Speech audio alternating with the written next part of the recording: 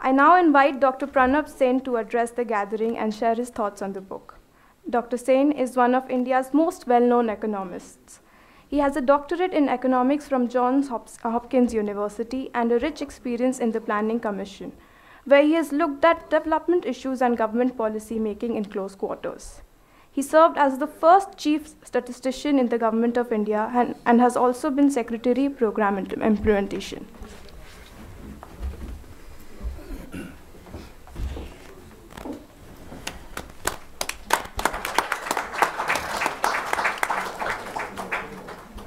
Thank you.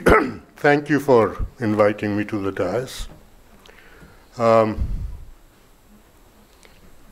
must say it's an experience being here. So when Sanjay called me up to be on the panel, I of course readily agreed. I mean, that's what friends are for. Till I got the book. And the moment I saw the title, it occurred to me that this was not just a direct challenge to me. It was probably an affront. Because when he talks about an alternative development agenda, alternative to what? Alternative to what I had been doing for 15 years. Right? I did 4 5-year plans, and this book is in essence a critique of what I had done. Now, I could use this opportunity to hit back, saying that, you wrote the book, you published it, now is my turn to fight back.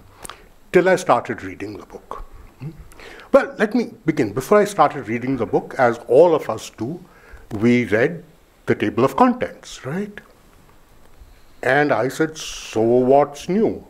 I mean, all the chapters, they've all been sort of centerpieces of our public policy and particularly the plans. Then I started reading it. And when I started reading it, I was completely enthralled.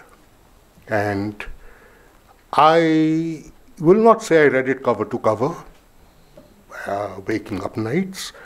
I read it in 2 tranches, but it all happened within 2 days. And I was absolutely fascinated.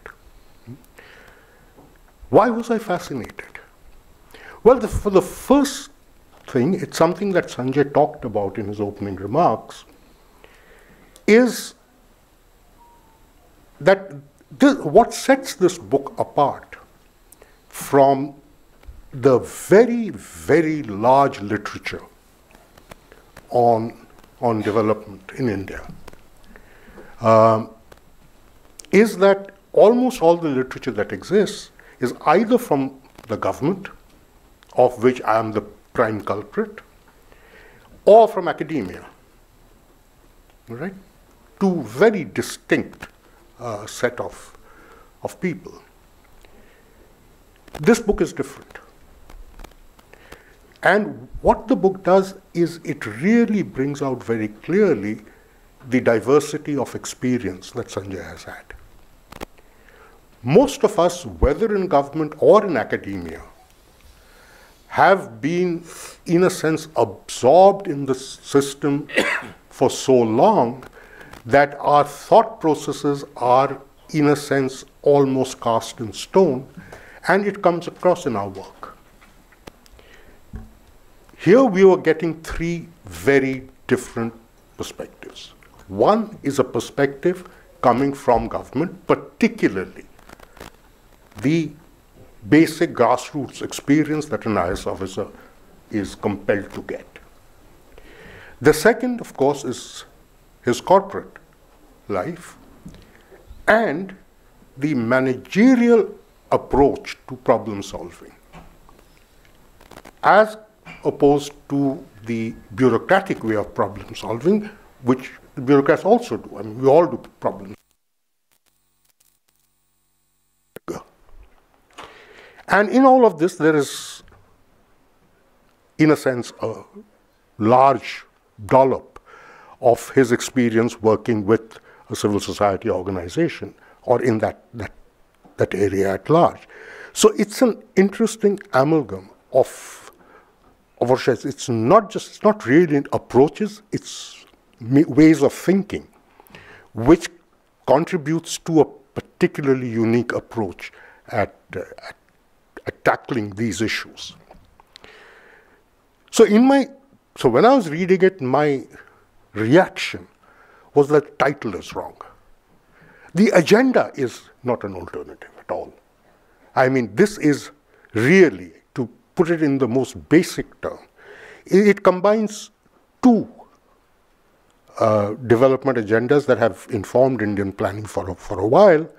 One, of course, is what was called basic needs. And the second was what was called inclusive growth.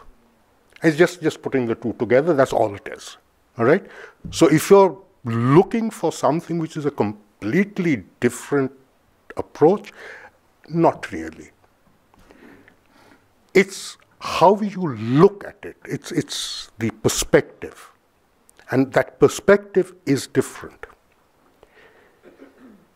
The perspective, insofar as government is concerned, so when I was writing a plan, I don't know, I am almost certain that 99.9% of you have never read a 5-year plan. There are a couple of people I know who have, but I think they are one. Plans are comprehensive documents, right? Perhaps more comprehensive than the book.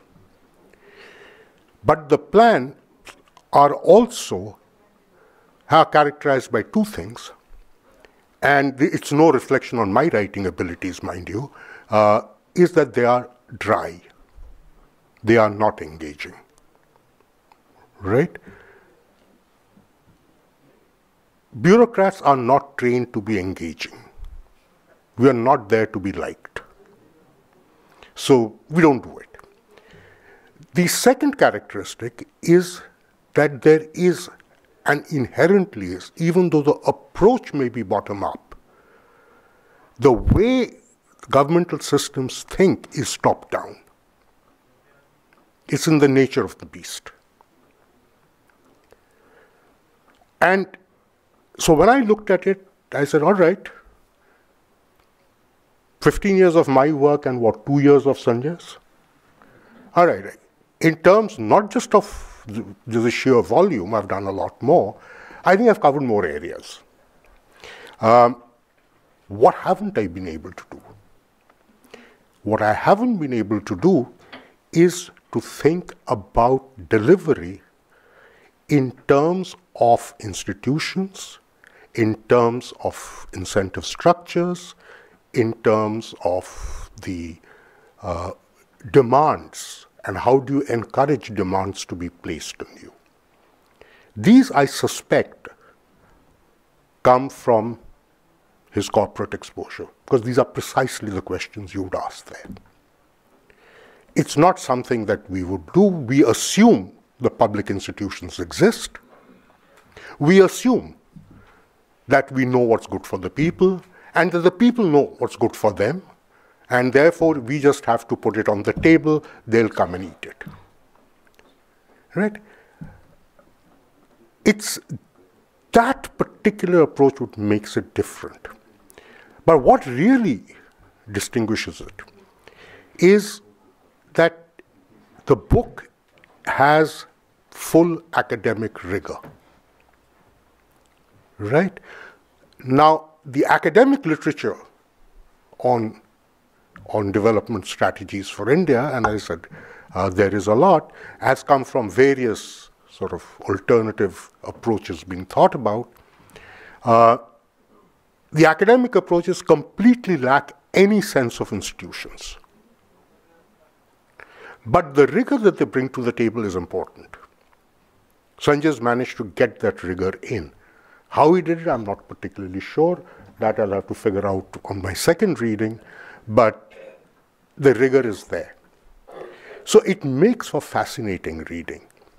Whether you're reading it as an academic publication, or even better, the manner in which you should read it, is that we no longer have a plan.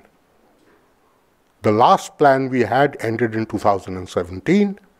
We've been 6 years without a plan, and I think people realize that that absence of a plan is hurting. So the way I think you should read it is, can this book be, in a sense, the plan for the next decade? The book has one advantage, which a plan didn't.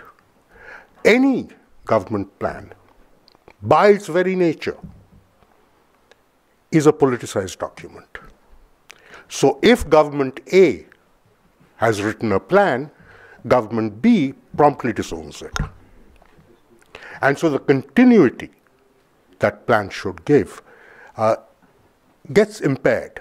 It's not completely destroyed, but it does get impaired. Here is a book which is a plan. It really is a plan, but does not come out of the political stable. And that, I think, is its huge contributions. And frankly, I think this is a book that I would be recommending to the layperson as a means of understanding why things haven't worked in India, and there's a lot of discussion on that. But even more to the political class in India, for God's sake, if you're going to be leading the country, read this, and maybe you'll understand what you need to do. Thank you.